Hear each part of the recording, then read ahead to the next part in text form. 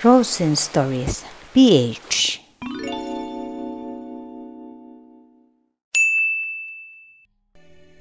Biglang napabalikwas si Megan nang tumunog ang kanyang alarm. Dali-dali siyang naghanda dahil kailangan niyang pumasok sa trabaho.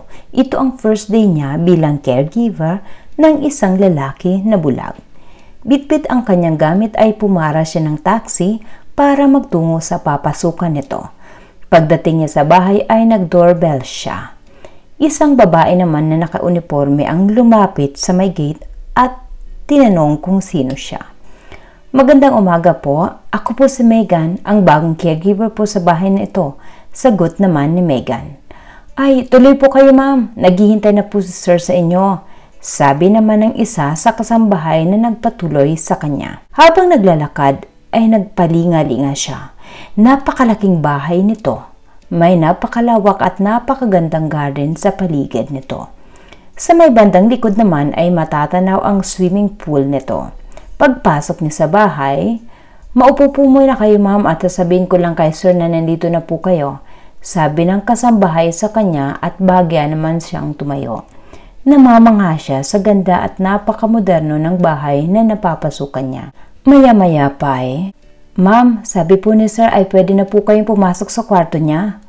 Oh, kwarto? Bahagya pa siyang nagulat pero sumunod na lamang siya sa kasambahay para ituro sa kanya ang kwarto nito. Bahagya siyang kumatok at isang baritonong boses ang kanyang narinig. Come in, sabi ng nasa loob. Pagbukas niya ng kwarto, mas namangha pa siya sa laki nito. At nang mapunta ang mga mata niya sa lalaki na magiging amo niya, mas lalo naman siyang napatulala. Ang buong akala niya ay isang matandang lalaki ang aalagaan niya. Pero hindi. Isang batang-bata pa na lalaki na animoy hindi nagkakalayo ang kanilang edad. Bagaman mahaba ang mga buhok nito na mukhang napabayaan ay maaninag ang ganda ng lalaki nito. Mistiso ito, may matangos na ilong, magagandang pilik mata at ang kulay ng mga mata nito ay parang pinaghalong gray at green. Subalit makikita sa mga mata nito na puno ito ng kalungkutan at pagkabigo. Si Charlie ay isang half American, half Filipino, kaya mistiso ito at may kulay ang mga mata nito na namana niya sa kanyang ama. 2 buwan na ang nakakalipas nang mangyari ang aksidente na naging dahilan ng kanyang pagkapilay. Galit na galit siya ng mga panahong iyon dahil nahuli niyang pinagtataksilan siya ng kanyang fiancé. Isang araw na pumunta siya sa kondo ng matalik niyang kaibigan na si Ronald, hindi nakasara ang pinto nito. Kumatok siya subalit walang nagbukas ng pinto. Kaya pinihit niya na lamang ito kung kaya nakapasok siya. At doon niya nakitang magkayakap at naghahalikan ang kanyang fiancé at ang kanyang matalik na kaibigan. Galit na galit siyang umalis sa bahay na iyon. Mabilis na nagmaneho na naging dahilan ng aksidente dahil wala siya sa focus. Hindi niya nakita na naka-red light na pala ang traffic light pero tumuloy lang siya sa pagdadrive dahilan para masapul siya ng bus. Total wreck ang kanyang sasakyan at maswerte siyang nabuhay. Subalit, heto nga hindi niya pa alam kung kailan siya makakapaglakad o kung makakapaglakad pa nga ba siyang muli dahil sa ngayon, hindi niya tinutulungan ang kanyang sarili na makapaglakad ulit. Kaya nangailangan siya ng caregiver. What's your name? Nagulat si Megan nang magsalita ang lalaki. Sir, I'm Megan Martinez po, your new caregiver. Sagot naman ito sa kanya. Okay, by the way, I have one rule in this house. Malamig na sabi nito sa kanya. Ano po yun, sir? Tanong naman ni Megan. Bawal kang magkagusto at mahulog ang loob mo sa akin. Kapag nangyari yon, tatanggalin kita sa trabaho bilang caregiver ko. Maliwanag ba? Sabi pa nito. Okay po sir, malinaw po sa akin. Naiirita man ay sagot na lang ni Megan. Pero narealize niya, ang gwapo naman kasi ng binata kaya baka yun ang dahilan kaya nagkaroon siya ng ganong rule. Ilan na ang caregiver na pinalis ko dahil nagkagusto sila sa akin. Pagpapatuloy pa ni Charlie. Naiintindihan ko po sir. Sagot na lamang ni Megan. Mabilis na lumipas ang mga araw, malamig lagi ang pakikitungo ni Charlie kay Megan. Nalulungkot naman si Megan sa isipin na parang walang kaligayahan ang kanyang amo. Parang pinag-iwanan ito ng kaligayahan. Madalas lang itong nakatanaw sa may bintana habang nakaupo sa wheelchair. Isang araw, naisipan nitong dalhin ito sa labas at ipasyal ito sa garden. "Sir, halika, ipapasyal po kita sa napakaganda niyong garden." Mungkahi nga ni Megan kay Charlie. "Ayokong lumabas." Sagot naman ni Charlie na hindi man lang tinapunan ng tingin si Megan. "Sige na sir, para naman makalanghap ka ng sariwang hangin." Pagpupumilit pa nito. "Bingi ka ba?" "Sabi ko, ayokong lumabas." Masungit na sabi pa nito. "Sir, kapag hindi ko yung pumayag na ipasyal ko kayo sa garden, sige ka, may inlove ako sa'yo." Pananakot pa ni Megan. Noon lang napatingin si Charlie kay Megan at di niya napansin na napatitig siya sa babae. Napakaganda pala ng kanyang caregiver. Ang mga mata nito na kapag ngumingiti, ang babae ay para ring naka-smile, matangos na ilong na may pagkamorena. Di niya namalayan na papalapit na pala si Megan sa kanya at namalayan niya na lamang na itinutulak na ang wheelchair nito palabas ng kwarto. Gusto niya pa sanang tumanggi pero hinayaan niya na nga lang ang babae. Huli na rin ang lahat dahil tulak-tulak na ng babae ang wheelchair kung saan siya nakaupo. "Takot talaga kayong magkagusto ko sa inyo, sir, no?" Pabirong sabi pa ni Megan. "Anong bang pinagsasabi mo?" Pasungit na sabi naman ni Charlie. Napangiti na lang si Megan. Inikot-ikot nga nila ang garden. Magaganda ang mga pananim dito. Maganda ang pagkakaayos ng hardinero nila. May mga grass carpet rin itong nakapalibot sa bahay. Malawak na landscape at may iba't ibang halaman na nakatanim dito. Hanggang sa makarating sila sa swimming pool. Unti-unting nagugustuhan naman ni Charlie ang ginagawa nila. Namiss niya ang garden nila. Sariwa ang hangin, magandang pagmasdan ang mga halaman. Simula kasi nang maaksidente ay naging malungkutin na siya. Laging nasa kwarto, nawalan na siya ng pag-asa at nawalan na rin siya ng tiwala sa mga taong nakapaligid sa kanya, lalo na sa kanyang kaibigan at kanya sanang magiging asawa na isa sa mga dahilan kung bakit naroon siya sa ganoong sitwasyon. "Sir, pwede ko po ba kayong alalayan? Subukan nating mag-aral maglakad." Mungkahi pa ni Megan. "Ayoko, pabayaan mo ko. Balik mo na ako sa sled ko." Sabi naman ni Charlie. "Sir, imbes na sungitan mo ko, hayaan mo na lang po akong tulungan ka. Pero syempre, tulungan niyo rin po ang sarili mo para makapaglakad kang muli. Magtiwala ka sa akin. Aalalayan kitang makapaglakad na muli. Kailangan po natin ng practice para makapaglakad po kayong muli." Mungkahi pa ni Megan. "Tiwala. Huwag mo kong turuan sa dapat kong gawin. Ako ang nagbabayad sa iyo kaya sundin mo ang ipinag-uutos ko. Sino ka ba sa akala mo para pangunahan ako sa dapat kong gawin?" Pagalit at painsulto na sabi kay Megan. Nasakta naman si Megan sa sinabi ni Charlie. "Ay oo nga po pala sir, pasensya na po kayo ah. Concern lang naman po ako sa inyo kaya gusto ko sana kayong tulungan. Pero tama po kayo. Utusan niyo lamang ako at bayaran. Kaya hindi ako dapat nangunguna sa gusto niyong gawin. Ihahatid ko na po kayo sa silid niyo." Lumuluhang sabi ni Megan. Ang tinamaan naman si Charlie sa sinabi ni Megan at bahagya itong napaisip. Nasobrahan yata siya sa pagmamaliit sa kanyang caregiver. Wala siyang imik habang itinutulak ni Megan ang kanyang wheelchair pabalik sa kanyang kwarto. Paglabas niya sa kwarto, kinausap naman siya ng mayordoma ng bahay. "Iha, pagpasensyahan mo na si Sir Charlie ha. Narinig ko ang mga sinabi niya sa'yo. Alam kong masakit ang mga yon, pero gusto ko sanang maintindihan mo siya. Malalim ang pinaguhugutan ng galit niya, kaya wala siyang tiwala sa mga tao at nabalot ng galit ang kanyang puso. Trinidor kasi siya ng kanyang dapat na mapapangasawa na si Ma'am Catlea at matalik na kaibigan ni Sir Ronald," sabi pa ng mayordoma ni Charlie. At ikinwento nga nito kay Megan ang lahat ng nalalaman nito tungkol kay Charlie. Naintindihan naman ito ni Megan pero ganun pa man, mas naging maingat na siya pagdating kay Charlie. Kinabukasan nga, pinuntahan niyang muli si Charlie para dalhan ng pagkain at painom ito ng gamot. "Good morning po sir. Heto na po ang almusal niyo," sabi pa ni Megan. "I'm sorry for what happened, Megan." May pagpapakumbabang sabi ni Charlie kay Megan. Kalimutan niyo na lang po yun, sir. Baka po sumubra lang ako ng pakikialam sa inyo. Malamig na sagot ni Megan. May ipag-uutos pa po ba kayo, sir? Malamig na tanong pa rin ni Megan. Nothing. Sagot ni Charlie sa mahina ang boses. Kung ganoon, ihanda ko na po muna ang gamit niyo pagligo at bihisan, sir. Sabi ni Megan na bahagyang sinagot ng tango ni Charlie. Pagkatapos kumain ay tinulungan ni Megan si Charlie na maligo at magbihis. Pwede mo ba akong dalhin ulit sa garden? Mababang tonong tanong ni Charlie kay Megan. Bagay namang napahinto sa ginagawa si Megan at napalingon ito. Sigurado po kayo? Tumango naman si Charlie. Sige po, saka dahan-dahang itinulak ni Megan ang kanyang wheelchair.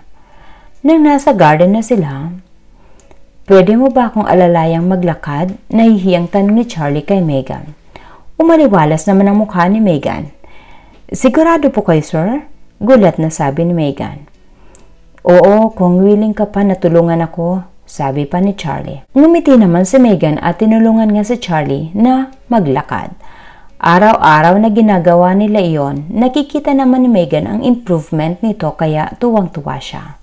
Hindi nagtagal ay naging magaan ang loob ni Charlie kay Megan. Hindi niya na rin ito sinusungitan. Isang araw nga ay natumba pa sila pareho habang tinutulungan ni Megan na makapaglakad si Charlie. Pumailalim si Megan sa lalaki. Nagkatitigan ang dalawa. Napatitig si Charlie dito at hindi na malaya na unti-unting inilapit ang mga labi nito sa labi ni Megan. Napapikit naman ang babae at naramdaman niya ang mga malalambot na labi ng lalaki na lumapat sa kanyang mga labi. Nabalot ng init ang kanilang mga katawan. Nagulat na lamang sila nang narinig nila ang boses ng papalapit na mayordoma. Sir Charlie, Megan, ano pong nangyayari? Nag-aalalang tanong ng mayordoma at tinawag nito si Mang Jose na kanilang hardinero para alalayan tumayo ang dalawa. Bahagya naman namula ang dalawa sa pagkakapahiya nang maisip ang posisyon nilang dalawa. Sana lang hindi nakita ng mga ito ang paglapat ng kanilang mga labi sa isip-isip ni Megan. Naging malapit ang loob ng dalawa sa isa't isa. Sinasabayan na rin ni Megan si Charlie na kumain ayon na rin sa request ni Charlie. Unti-unting bumabalik ang sigla ni Charlie. Madalas na rin siyang dinadala at ipinapasyal ni Megan sa garden at paminsan-minsan sa labas ng bahay. At minsan naman nag-iikot-ikot sila sa loob ng subdivision habang tulak-tulak ni Megan ang wheelchair nito. Madalas nagkikentuhan, nagtatawanan at minsan pa nga ay nagkakantahan pa ang dalawa habang naglalakad. Isang araw, may isang napakagandang bisita ang dumating sa bahay ni Charlie. Tiningnan nito si Megan mula ulo hanggang paa nang parang may panunuri. Oh, you are? Pataray na tanong ng babae sa kanya. Megan po, ma'am. Sir Charlie's. Alalay, right? Pagpuputol at pangmamaliit nito sa kanya para naman siyang nainsulto sa sinabi nito. By the way, I'm Kathleya, Charlie's fiancé. Sabi nito ng may diin. Where is he? Tanong pa nito sa kanya. Nasa room niya po, ma'am. Teka lang po at pupuntahan ko at sasabihin ko pong nandito kayo. Sabi pa ni Megan. No need. I can go directly to his room. Sabi pa nito. I'm sorry, ma'am, but you are not allowed to enter his room without him knowing it. Pagpipigil ni Megan. And who do you think you are para pigilan ako? Isa ka lang namang hamak na bayaran at alalay ng aking fiancé, hindi ba? Ma'am, pinoprotektahan ko lang po ang amo ko. Kaya bayaran man po ako o alalay ni Sir Charlie, ay tungkulin ko pong protektahan siya. Mataray na rin na sagot ni Megan. Aba, at sumasagot ka pa. Akmang sasampalin si Megan ni Kathleya ay naharang naman ito ng kamay ni Megan. Hindi ko hahayaang dumapo ang mga kamay mo sa mukha ko at hindi ko hahayaang apihin ako ng isang katulad mo. Ma'am, sabi pa ni Megan sa kanya. What's happening here? Isang baritonong boses ang nagpatigil sa dalawa. Hi, hon. Sinampal ako ng katulong mo. Maling pagsusumbong at kunyari pang pag-aawa naman ni Kathleya kay Charlie. Tumingin naman si Charlie nang may kahulugan kay Megan. Napayuko naman si Megan. Let's go to your room, hon. I will help you. Sabay tulak sa wheelchair nito at pagkapasok sa room ay isinara ang pinto. Tatanggi pa sana si Charlie pero wala na siyang nagawa dahil mabilis na kumilos si Kathleen. Napaiyak naman na napaupo sa sofa si Megan. Pakiramdam niya mas kinampihan ni Charlie ang babaeng iyon kaysa sa kanya. Pero oo nga naman, sino nga ba siya sa buhay ni Charlie? Para siya ang kampihan nito kumpara sa babaeng sobrang minahal nito. Ang tanga niya lang dahil nadala siya nang halikan siya nito. Baka sanay naman ito sa ganun at siya naman ay feel at akala may gusto na agad sa kanya ang kanyang amo. Noon niya napagtantong mahal niya na nga si Charlie dahil nasasaktan siya. Nasasaktan siya sa ikinilos ni Charlie at nasasaktan siya dahil pakiramdam niya mahal pa rin ni Charlie si Kathleen. Naalala niya ang major rule ni Charlie. Bawal ma-in love dito dahil kung magkakagusto siya dito ay palalayasin siya. Hindi na siya maghihintay na gawin to ng lalaki dahil sobrang sakit nun para sa kanya. Siya na lang ang kusang aalis. Naglakad na siya papunta sa kwarto na katabi ng kwarto ni Charlie. Subalit hindi sinasadyang marinig niya ang usapan ng dalawa dahil bahagya pa lang nakaawang ang pinto ng silid ni Charlie. Hindi siguro ito na isara ng maayos ni Kathleen. Han, pinagsusihan ko ng ginawa ko. Patawarin mo na ako, sabi ni Kathleen. Matagal na kitang napatawad, Kathleen. Hindi na ako galit sa'yo, sabi ni Charlie. Pumatak naman ang mga luha ng mga mata ni Megan nang marinig iyon. Mukhang okay na ang dalawa. Mukhang mahinahon na rin si Charlie. Kung ganon, magsimula tayong muli. Alisin mo na bilang caregiver ang babaeng iyon, sabi pa nito kay Charlie. Oo, gagawin ko yon, sabi pa ni Charlie. Para namang sumabog ang puso ni Megan nang marinig iyon. Kaya dali-dali siyang umalis sa pagkakatayo doon dahil ayaw niya nang marinig ang pag-uusapan ng dalawa dahil hindi niya kinakaya. Baka mas lalo lamang siyang masaktan kung mas marami pa siyang maririnig. Gagawin ko yon. Tatanggalin ko siya bilang caregiver dahil gusto ko na siyang maging asawa, sabi pa ni Charlie kay Kathleen. What? Gulat na sabi ni Kathleen. Kathleen, narinig mo ng malinaw ang sinabi ko. Sana malinaw na sa'yo na iba na ang mahal ko. Kaya kita napatawad dahil kay Megan. Binuksan niya muli ang puso ko para magmahal at magtiwalang muli. Kasabay noon ang pagpapatawad sa'yo. Makakaalis ka na, huwag ka na mag-alala, hindi na ako galit sa'yo, sabi pa ni Charlie.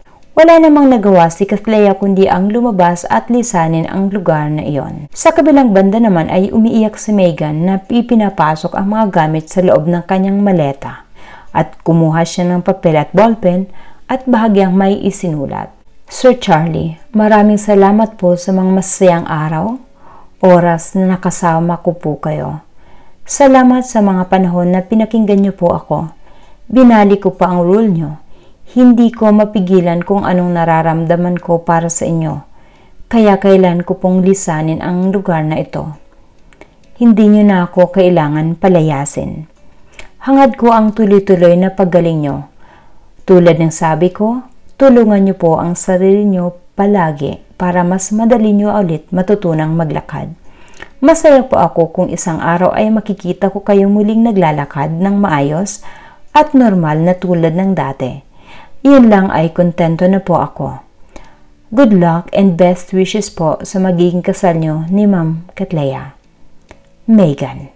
Ibinigay niya ang sulat sa mayordoma para ibigay kay Charlie at nilingon muli ang pinto ng binata saka tuluyang lumabas at nilisan ang lugar na iyon. What? Bakit umalis siyang hindi nagpapaalam sa akin? Sabi pa ni Charlie, nagulat na gulat. Di ko po alam, sir. Umiyak po siya nang umalis, sabi pa ng mayordoma. Malungkot na napatingin si Charlie sa pinto at hindi na malayang tumulo ang kanyang luha. Ilang linggo ang lumipas hanggang naging buwan. Wala nang nabalitaan si Charlie tungkol kay Megan. Samantalang tulad ng sabi ni Megan, ay sinikap ni Charlie na makapaglakad ng muli. Kaya araw-araw niyang sinusubukang maglakad ng muli. Siya ang personal na maghahanap kay Megan, sa babaeng muling nagpatibok ng kanyang puso. Kaya kailangan niyang makapaglakad ng muli. Isa pa ito ang gusto ni Megan na magtiwala siya ulit at matutong maglakad na muli. Samantalang si Megan naman ay nagtatrabaho na ngayon sa isang institution kung saan ang mga taong walang pambayad sa therapy para makapaglakad ay naroroon. Habang tinutulungan niya ang mga taong ito, ay lagi niyang naiisip si Charlie. Kumusta na kaya ito? Sana naman nakakapaglakad na. Inspired siyang tulungan ang mga nandito para sa therapy nila dahil para niya na ring tinutulungan ang lalaking labis niyang minamahal. Isang taon pa ang mabilis na lumipas. Isang araw ipinatawag si Megan ng nangangasiwa ng institution na pinapasukan niya. "Good morning, Doc. Ipinapatawag niyo raw ho ako," sabi ni Megan. "Hi Megan, good morning. Yes, pinapatawag kita dahil meron kasi tayong donor dito na darating bukas. Lagi siyang nagpapadala ng tulong pinansyal sa institution natin. At dahil nga magaganda ang feedback ng mga pasyente natin tungkol sa iyo ay gusto kanyang makita at makilala," sabi ng doktora. "Ho, sige po, walang problema doktora," sabi naman ni Megan na masaya sa nabalitaan. Nakaramdam naman siya ng excitement at natutuwa siya na gusto siyang makilala ng malaking donor na institution nila. Gusto niya ring magpasalamat dito ng personal dahil sa mga financial assistance nito na talaga namang nakakatulong sa pangangailangan ng kanilang mga pasyente. Kinabukasan, inayos ni Megan ang kanyang sarili. Di niya alam kung bakit di siya mapakali. Ilang beses niya rin tinignan ang sarili sa salamin kung maayos siya. Hindi niya maintindihan kung bakit ganun na lang ang excitement na kanyang nararamdaman. Pagdating niya sa trabaho ay nagtaka siya at tahimik ang paligid. Isang katrabaho niya ang nakasalubong niya na nagmamadali. "Oh Hana, saan ka pupunta? Nasaan ang mga pasyente natin?" "Megan, nandiyan ka na pala. Halika, hinintay ka na nila. Nandoon na lahat sa likod ng mga pasyente natin. Naroroon na kasi yung major sponsor natin dito sa institution. Nakikipag-usap rin siya sa mga pasyente natin at yung iba ay inaalalayan niya rin papaano ulit matutong maglakad," sabi naman nito kay Megan. Nagmamadali niya namang tinungo ang lugar na sinasabi ng kasamahan. Nandoon nga ang lahat, pati ang head ng institution na yon ay naroroon rin. "Megan, nandiyan ka na pala. Siya nga pala, nandito ng major sponsor natin. Ayun siya oh, halika lapitan natin." Turo nito sa nakatalikod na lalaki, habang may isang batang inaalalayan para makapaglakad. "Mr. Miller, nandito na po si Miss Martinez," sabi pa ng head nila sa nakatalikod na lalaki. Nakatalikod man ito ay mababakas sa forma nito na mayaman ito. Matigas ang pangangatawan, mukhang mabango at napakagwapo. Nang marinig iyon ng lalaki ay bahagya itong napahinto. Unti-unting inalalayan ang bata na maupong muli sa wheelchair nito. Huminga ng malalim at dahan-dahang humarap. Napanganga si Megan sa nakita. At hindi mapigilang pumatak ang luha ng sunod-sunod sa sobrang saya sa nakikita. "Sir Charlie?" Gulat na sabi nito. "Yes, Megan, ako nga," sagot ng lalaki na makikita ang mga nagbabadyang luha. Punong-puno ng kasabikan ang mga matang nakatitig kay Megan. Tiningnan ni Megan ang lalaki mula ulo hanggang paa. Bahagya itong naglakad papalapit kay Megan. "Nakakapaglakad ka na ng maayos?" Gulat pa na tanong niya. "Yes, di ba sabi mo tulungan ko ang sarili ko? I did it. Dahil sa'yo kaya mas nagpursige akong makapaglakad ng muli. Pasensya ka na, medyo natagalan. Natagalan rin tuloy ang paghahanap ko sa'yo," sabi pa nito. "Masayang-masaya akong nakakapaglakad ka na," sabi pa nito, subalit nang may maisip ay bigla itong nalungkot. "Kumusta na po kayo, sir? Kumusta na po ang buhay may asawa?" Bahagya niyang inaliw ang tingin ng sabihin niyon para itago ang lungkot sa kanyang mga mata. Pero hindi ito sinagot ni Charlie. Tinitigan lang siya at ngumiti, saka tumingin sa may likod ni Megan. Bagay na ipinagtaka ni Megan at sinundan kung saan ito tumingin. Paglingon niya, nakita niya ang mga nandoon na nakangiti at may hawak na mga letra na ang nakasulat ay, "Will you be my girlfriend and my wife?" Nagulat naman si Megan at paglingon niya kay Charlie ay nakaluhod na ito na hawak ang isang napakagandang singsing. Sunod-sunod na pumatak ang mga luha ni Megan. Pero natatawa pa ito dahil mukhang nagmamadali ata ang dati niyang amo. Pinagsabay na ang proposal nito na pagiging girlfriend at pagiging fiancé niya. Pero ganun pa man ay sunod-sunod siyang tumango. Yes, I can be your girlfriend and yes, your wife, Charlie. Tuwang-tuwang sagot ni Megan. Sunod-sunod naman na pumatak ang kanina pang pinipigilang luha ni Charlie. Isinuot nito ang singsing kay Megan at niyakap ito ng sobrang higpit. Nagpalakpakan naman ang mga naroroon. Subalit may naalala si Megan kaya bigla itong bumitaw kay Charlie. Sikat Leia, papano? Tanong ni Megan. Bago pa ako maaksidente, wala na kami noon, sagot ni Charlie. Pero narinig ko ang usapan nyo. Sabi niya pa nga sa'yo, palayasin mo na ako at sabi mo naman ay gagawin mo yon. Sabi pa ni Megan na bahagyang napangiwi dahil sa kunyaring pagtatampo. Napahalakhak naman si Charlie sa kaniyakap ulit si Megan. Pagkatapos ay unti-unti nitong iniharap ang mukha kay Megan habang hawak pa rin ito ang bewang ng dalaga. Makikinig ka na lang, di mo pa tinapos. Ang sabi ko gagawin ko yon. Tatanggalin kita bilang caregiver dahil gusto kitang maging asawa. Sabi pa ni Charlie. Ha? Sinabi mo yon? Gulat na tanong ni Megan. Oo, kasi naman hindi mo man lang ako tinanong. Bigla mo na lang akong iniwan. Sabi pa ni Charlie na bahagya pang pinindot ang ilong ni Megan. Hindi nga nagtagal ay nagpakasal na rin ang dalawa. Ayaw na rin patagalin pa ni Charlie dahil ayaw niya nang mawala pa sa kanya ang babaeng tumulong sa kanya upang bumangon na muli. Tumulong sa kanya para muling makapaglakad at harapin ang hamon ng buhay.